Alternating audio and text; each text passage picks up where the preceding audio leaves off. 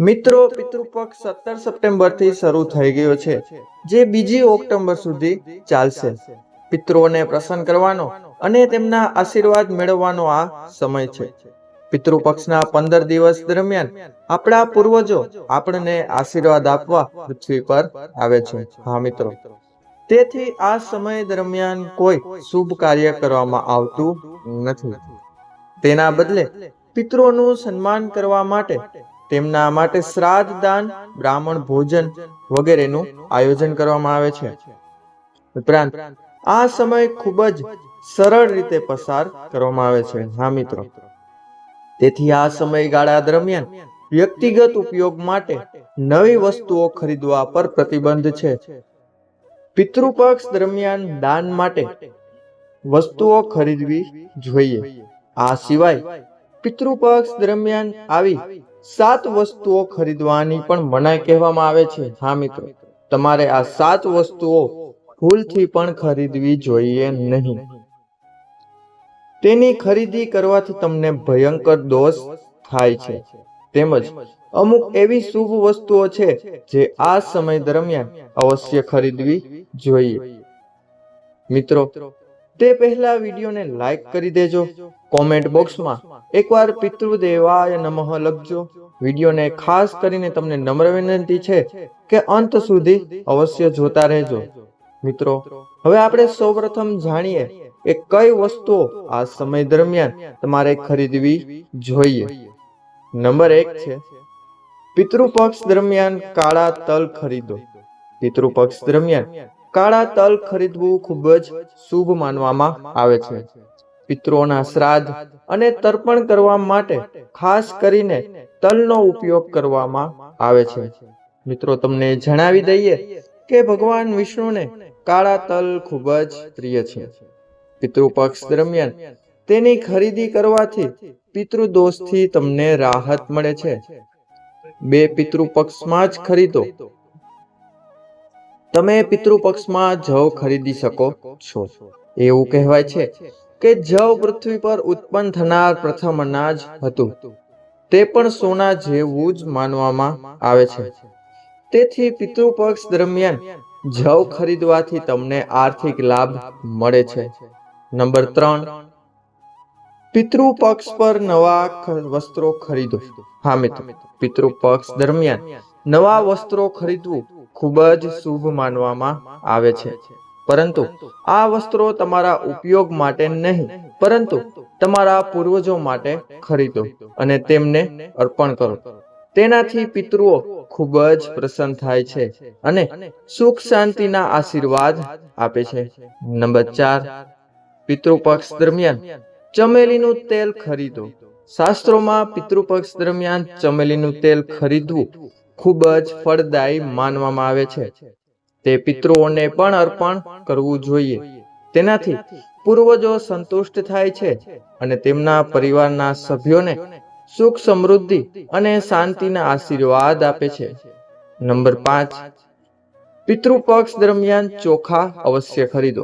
મિત્રો, પિતૃપક્ષ દરમિયાન ચોખા ખરીદવું જ્યોતિષ શાસ્ત્ર અનુસાર ખૂબ જ શુભ માનવામાં આવે છે.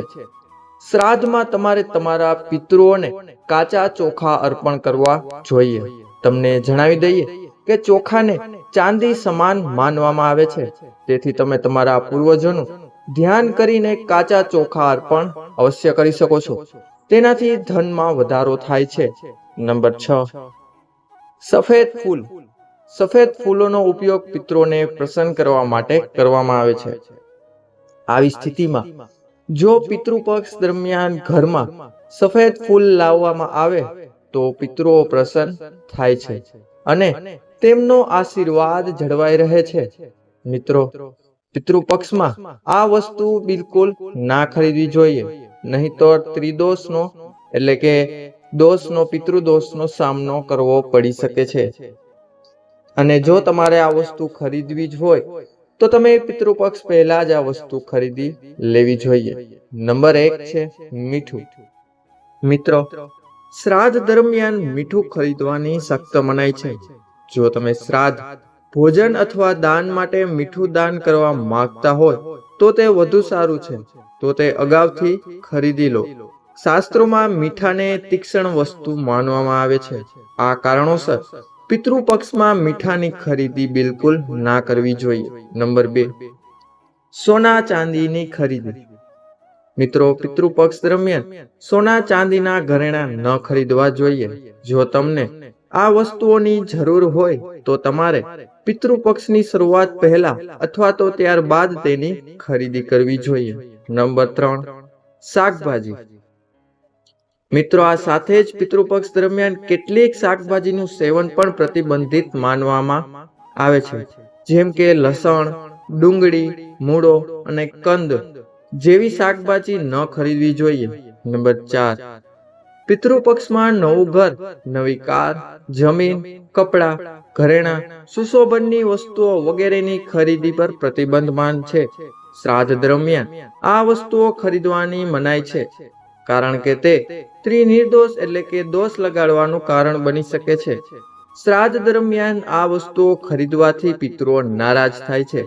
જીવનમાં મુશ્કેલીઓ તમને છોડતી નથી તથા તમને આર્થિક નુકસાન થઈ શકે છે. નોકરી ધંધામાં પ્રગતિ અટકે છે. સંબંધો અને સ્વાસ્થ્ય પર વિપરીત અસર થાય છે. નંબર 5, સરસ્વનું તેલ.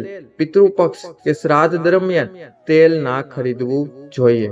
શ્રાદ્ધ તહેવારની શરૂઆત પહેલા સરસ્વનું તેલ ખરીદવું વધુ સારું છે, નહીં તો શનિદેવનો પ્રકોપ તમારો સાથ છોડશે નહીં. નંબર 6, સાવરણી. મિત્રો, સાવરણીનો સંબંધ ધનની દેવી લક્ષ્મી સાથે જોડાયેલો છે અને પિતૃપક્ષ અથવા શ્રાદ્ધ દરમિયાન નવી સાવરણી ખરીદવાથી ગરીબી આવે છે. ધાર્મિક માન્યતા અનુસાર સાવરણી લક્ષ્મી માનું પ્રતીક છે. જે સ્થળે સાફ સફાઈ હોય છે તે સ્થાન લક્ષ્મી માતાને ખૂબ જ પ્રિય હોય છે. પિતૃપક્ષ દરમિયાન સાવરણી ખરીદવાથી પણ તમને મુશ્કેલીઓનો સામનો કરવો પડી શકે છે, ખાસ કરીને તેની તમારી આર્થિક સ્થિતિ પર વિપરીત અસર પડે છે. તેથી શ્રાદ્ધ દરમિયાન સાવરણી ખરીદવાની ભૂલ ના કરો. મિત્રો, નંબર 7, નવા કપડાં. પિતૃપક્ષ દરમિયાન નવા કપડાં ન ખરીદવા જોઈએ, કારણ કે આ સમય દરમિયાન ખરીદેલી વસ્તુઓ પિતૃઓને અર્પણ કરવામાં આવે છે. આવી સ્થિતિમાં પિતૃપક્ષ દરમિયાન નવા કપડાં ખરીદવા પર પ્રતિબંધ છે. નંબર 8, વસ્તુઓની સાથે પિતૃપક્ષ દરમિયાન તમારે માંસ અથવા દારૂ ન ખરીદવી જોઈએ. નહીં તો તમારે આ વસ્તુનું સેવન કરવું જ હોય તો આ વસ્તુનું સેવન કરવાથી માત્ર તમને જ તકલીફ નહીં, પરંતુ તમારા પૂર્વજોની આત્માઓને પણ પરેશાની થાય છે. મિત્રો, હા, તમે એકદમ સાચું સાંભળ્યું. જ્યોતિષાચાર્યના જણાવ્યા અનુસાર આ વસ્તુઓ તમે તમારા ઉપયોગ માટે નથી ખરીદી શકતા, પરંતુ જો તમે પિતૃઓ માટે સરસ્વનું તેલ અથવા તો મીઠું ખરીદવા ઈચ્છતા હોય તો તેમ કરવા પર કોઈ પણ જાતની તમને પ્રતિબંધ નથી. હા મિત્રો, નવા કપડાં પણ પિતૃઓ માટે ખરીદીને દાનમાં આપી શકો છો. તેનાથી પિતૃઓ પ્રસન્ન થશે. તો મિત્રો, આ હતી જાણકારી જે તમારે શ્રાદ્ધ પક્ષ દરમિયાન કઈ વસ્તુઓ ખરીદવી જોઈએ અને કઈ વસ્તુઓ ન ખરીદવી જોઈએ. મિત્રો, તમને વિડીયો ખૂબ પસંદ આવ્યો હોય તો વિડીયોને એકવાર લાઈક કરી દેજો અને ચેનલને પણ સબસ્ક્રાઇબ કરજો. અને તમે બધાએ વિડીયોને અંત સુધી જોયો તે બદલ બધાનો ખૂબ ખૂબ આભાર. અને મિત્રો, એકવાર કોમેન્ટ બોક્સમાં પિતૃદેવાય નમઃ અવશ્ય લખજો.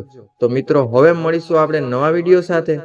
ત્યાં સુધી બધાને જય શ્રી કૃષ્ણ, જય શ્રી રામ, રાધે રાધે, હર હર મહાદેવ. ધન્યવાદ, ખૂબ ખૂબ આભાર.